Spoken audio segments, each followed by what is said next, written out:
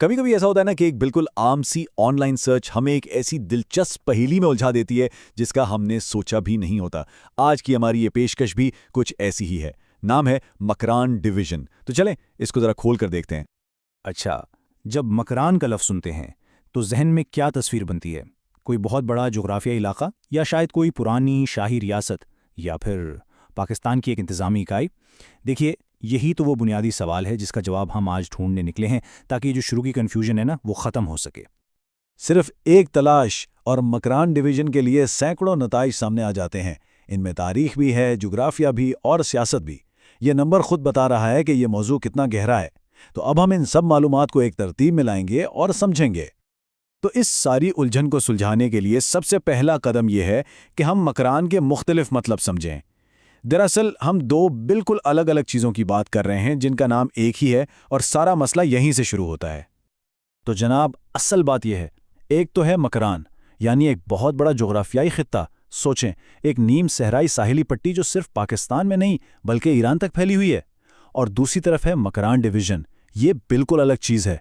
ये ख़ास तौर पर पाकिस्तान के सूबा बलूचिस्तान की एक इंतज़ामी इकाई है जिसके अंदर कई ज़िले आते हैं। तो देखा, ये फ़र्क समझना सबसे पहला और सबसे ज़रूरी काम है। अब सवाल यह है कि भाई ये इंतज़ामी डिवीजन आखिर होता क्या है? पाकिस्तान के हुकूमती ढांचे में ये सूबे के बाद और ज़िले से पहले की एक सतह है। आसान लफ्ज़ों में ये सूबाई हुकूमत को मकामी लेवल पर काम करने में मदद देता है। ठीक है, तो अब जब हमने इन इस्तिलाहात का फ़र्क जान लिया है तो आइए ज़रा नक्शे पे चलते हैं और देखते हैं कि ये मकरान डिवीज़न आखिर पाकिस्तान और बलूचिस्तान के अंदर है कहाँ।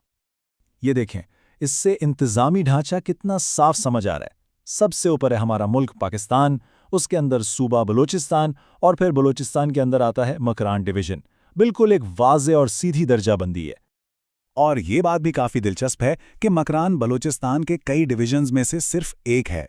रकबे के लिहाज से पाकिस्तान का सबसे बड़ा सूबा होने की वजह से बलूचिस्तान को इंतज़ामी तौर पर कई डिवीजन्स में बांटा गया है और मकरान, जैसा कि यहाँ नुमाया है, इन्हीं में से एक है।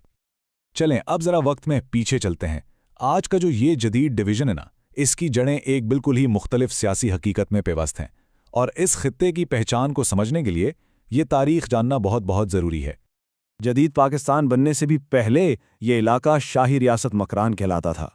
ये ब्रिटिश इंडिया के साथ एक मुआहदे के तहत एक खुद मुख्तार रियासत थी जिसका अपना हुक्मरान था, अपनी हुकूमत थी।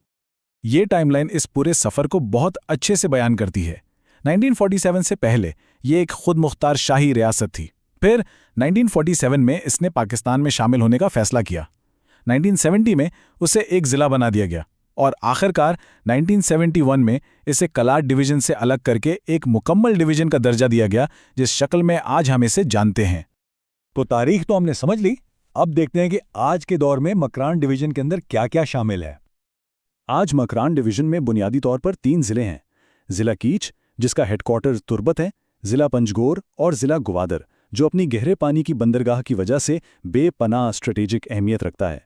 इसके अलावा यहाँ मकरान कोस्टल रेंज और ज़ामरान की पहाड़ियों जैसे अहम जुग्राफियाई सिलसिले भी मौजूद हैं। अच्छा, ये सब जानने के बाद सवाल तो ये पैदा होता है कि ठीक है, ये सब तारीख और जोग्राफिया है, लेकिन आज के दौर में मकरान की क्या अहमियत है? चलें इस पर एक नज़र डालते हैं। देखें, मकरान सिर्फ तारीख की किताबों या पुराने नक्शों पर लिखा एक नाम नहीं है। जदीद पाकिस्तान में इसकी एक ठोस, एक हकीकी और अमली शनाख्त है। इसकी आज की अहमियत की चंद मिसालें देखें। हर पाकिस्तानी के शनाख्ती कार्ड का एक कोड होता है और मकरान डिवीजन का कोड 52 से शुरू होता है।